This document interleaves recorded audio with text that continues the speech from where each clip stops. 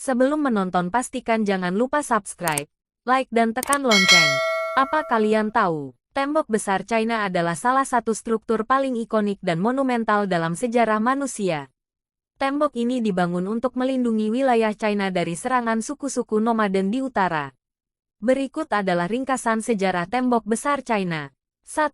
Awal pembangunan abad ke-7 SM. Tembok besar China tidak dibangun sekaligus, tetapi merupakan hasil dari banyak proyek yang dilakukan oleh berbagai dinasti China.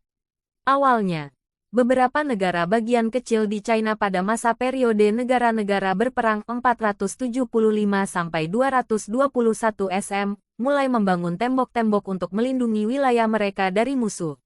Salah satu yang paling terkenal adalah negara bagian Qin. 2. Dinasti Qin 221–206 SM. Pada tahun 221 SM, Kaisar Qin Shi Huang, pendiri dinasti Qin, menyatukan seluruh China.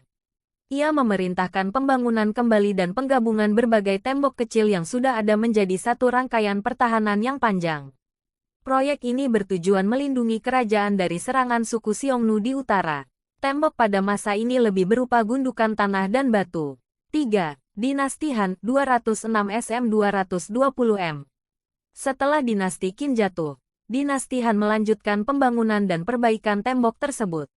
Mereka memperpanjang tembok lebih jauh ke barat untuk melindungi jalur sutra, yang merupakan jalur perdagangan penting antara China dan dunia barat. 4. Dinasti Ming tahun 1368 sampai tahun 1644. Tembok besar yang kita kenal sekarang sebagian besar dibangun atau diperbaiki selama dinasti Ming.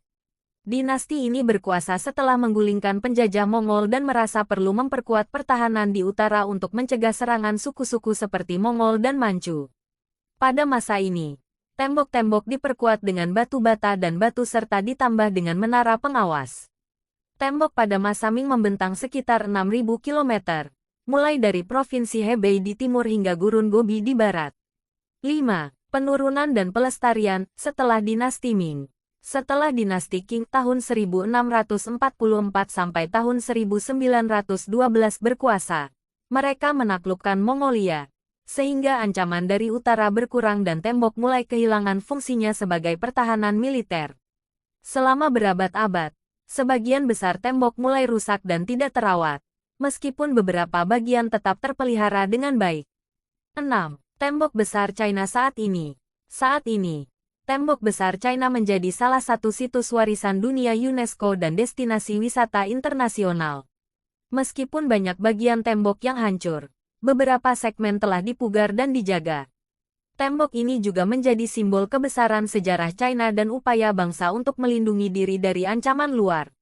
Secara keseluruhan, tembok besar China adalah bukti nyata dari kemampuan manusia dalam membangun struktur besar dan kompleks, serta menjadi bagian penting dari sejarah dan budaya China.